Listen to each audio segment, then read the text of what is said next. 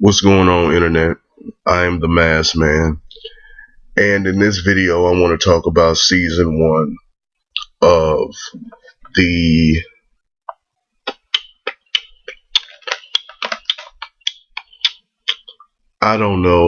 season one of the show Homeland. Trying to find out who made it. I'm trying to find out if this is HBO or Showtime by looking at this DVD, but it's not showing me who made this damn show. Mm, Well, whoever, it had to be one of them, HBO or Showtime. I'm going to review season one. Now, if you haven't seen season one and you don't want it spoiled, if you don't want me to give away anything, go check out season one of Homeland, because I'm going to be spoiling things in this video. Um, Season one of Homeland features Claire Danes as CIA agent, Carrie Matheson, and Damian Lewis, who plays Marine Sergeant Nicholas Brody. The premise of the show is that Carrie suspects that a U.S. soldier has been turned and is going to commit a terrorist attack on American soil. And she suspects that it's Brody. So she does illegal surveillance on Brody. She follows Brody around and she tries to convince her superior, Saul, that there is good reason to suspect that Brody has been turned into a terrorist. Now, in the show does a very good job of making Carrie look consistently crazy throughout the entire first season. It does a good job because Brody does very little up until the very end. He does very little to give Indian any indication that he is a double agent, that he is working for the other side. And Carrie, she's taking pills that she's not telling anybody about. You come to find out later in the series that she has bipolar disorder, and she's being treated by her sister under the table so that they won't pull her security clearance. So you're watching this show and you're thinking that maybe this is all in her head. Maybe this is all in her mind. Maybe she doesn't really know what's going on. Now, as the series progresses, you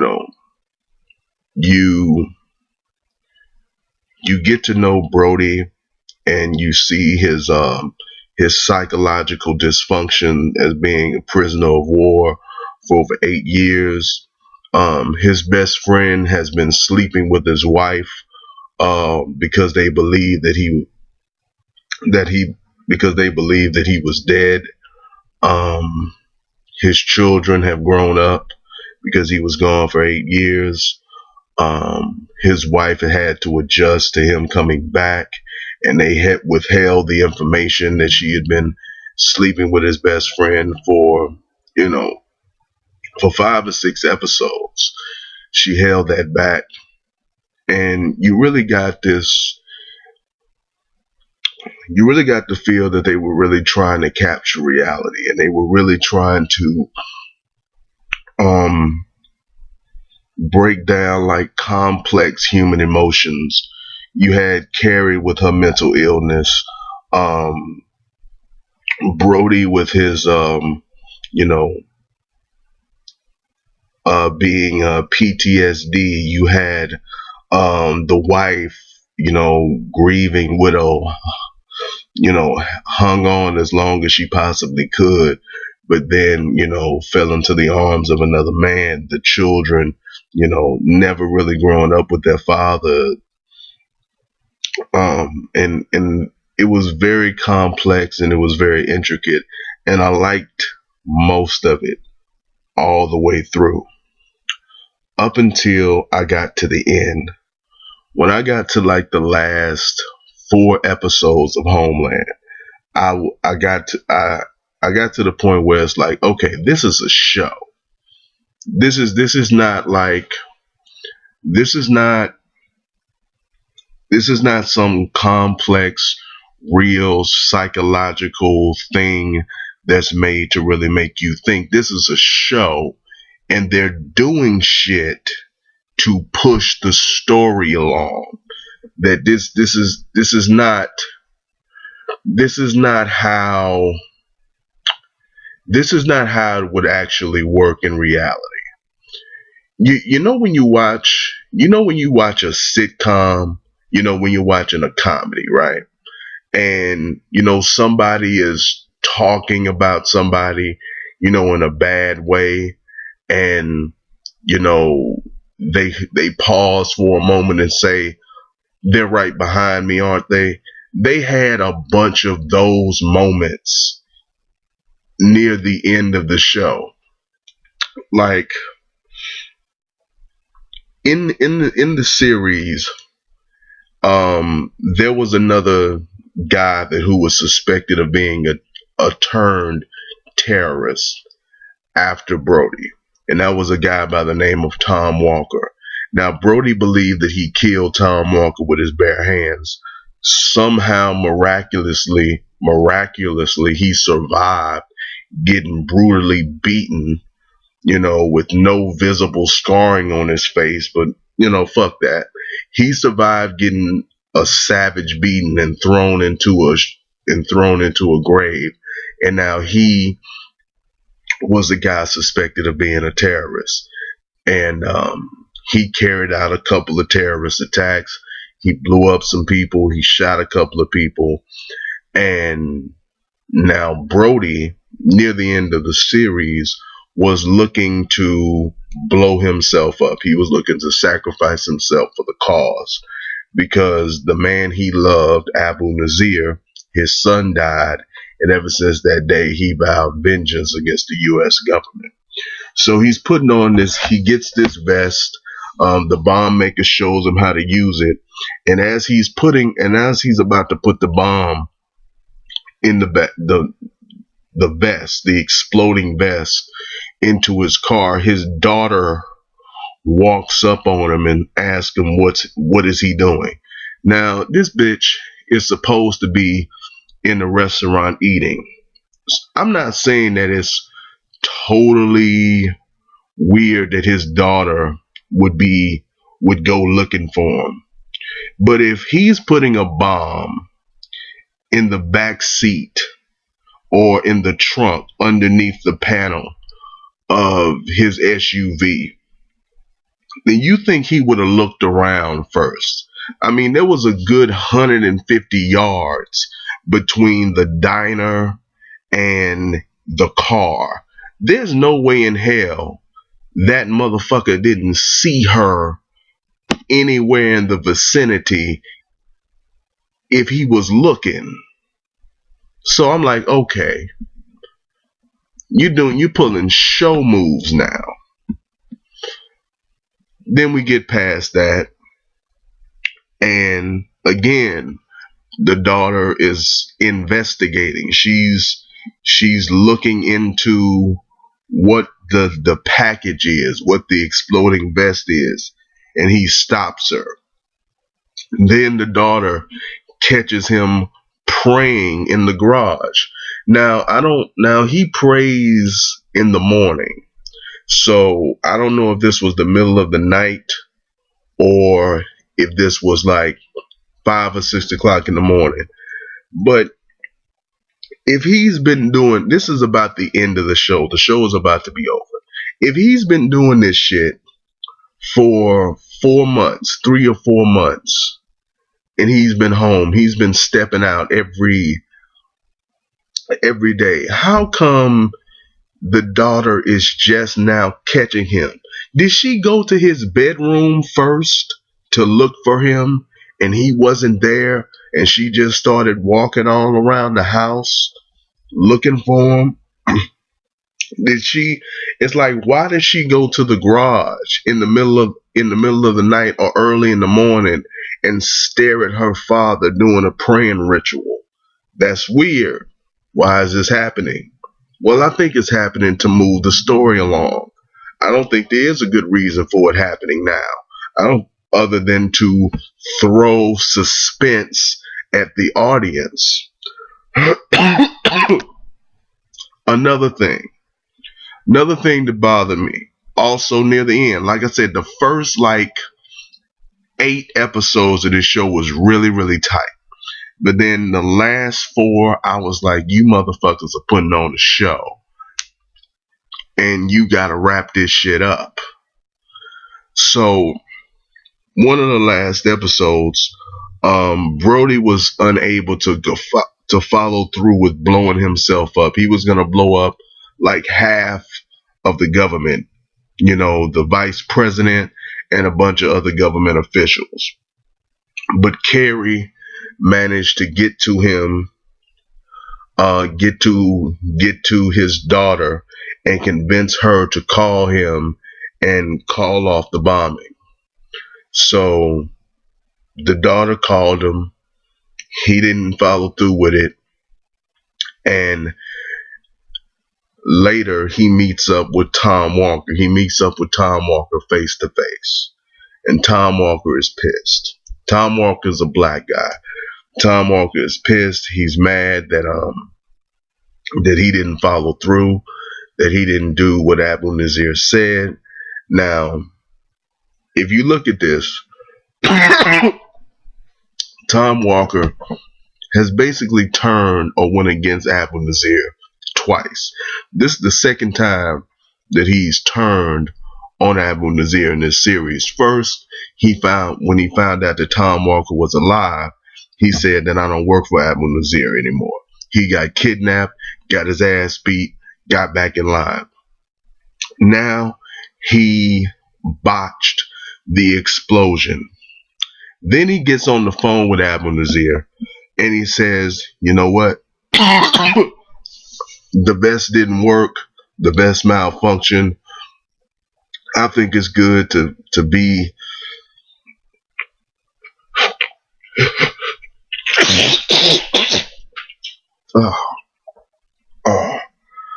I'm sick, y'all.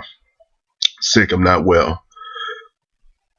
I think it's good to be up under the president, up under the vice president, and influencing policy. And Abu Nazir says to him, all right, you want to prove your loyalty? You want to prove to me that you're really down for the cause? Then kill Tom Walker. And I'm thinking to myself, why the fuck is he, like, how does killing this nigga prove that Brody is loyal? Like, how the fuck does that prove anything? It's like Walker is the guy who has been loyal and who has followed orders and followed through every step of the way. Brody already believed that he had killed him. Brody had already disobeyed twice. Now, I understand that Brody has the plug, Brody has the end, but he ain't friends with Tom Walker. He don't like Tom Walker. Tom Walker didn't do anything against the mission. Tom Walker didn't do anything that would jeopardize his plans. So the only thing I can figure was the reason that he killed Tom Walker is because, well, we ain't got nothing written for this nigga to do. Now we pretty much done with him. I guess we gotta kill him. It was that sort of shit. When Brody killed Tom Walker, it really reminded me of season 7 of Sons of Anarchy. I call that Jax Teller God mode. That's what I think of it as. Because if you've seen season 7 of Sons of Anarchy, which I will review someday, you'll know that Jax Teller was basically, a god, from Xena Warrior Princess. The only way this nigga would die if he killed himself. Like nothing could kill that nigga in season 7. That motherfucker was ripping teeth out of niggas' heads with his bare hands. Now I don't know how hard it is to rip teeth out of people's mouths. I don't know if you actually can do that with your bare hands, but it shouldn't be as easy as plucking grapes. And that's how this nigga was doing. He was plucking grapes. But the point I was trying to make is that there was a guy in an earlier season that they had killed called Pope.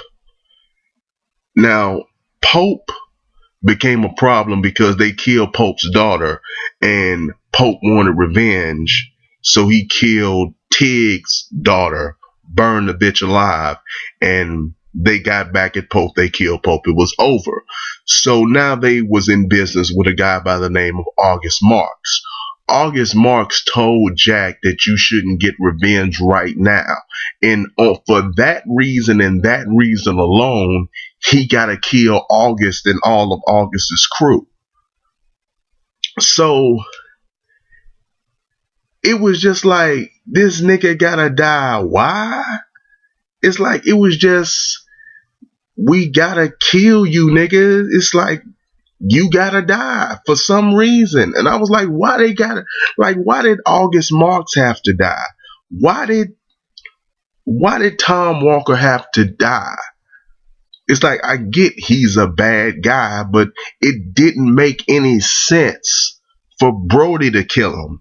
Didn't make any sense for Jax to kill that nigga. So I'm just like, I don't get it. I don't get it. And the last thing that was kind of fucked up to me about season 1 of Homeland is Carrie. She was having hard times. She was having bad days.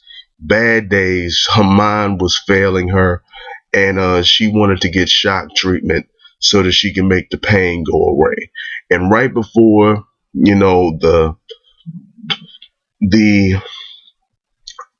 anesthesia kicked in, she said the name of the little boy who got killed in a U.S. drone strike, and she told her sister to not let her forget. And the nurse said that, oh, that's just mumbling. They all do that. It's meaningless. And presumably she's going to forget all about that. And I was like, this is a goddamn show. That bitch had like months to put that shit together. She speaks Arabic.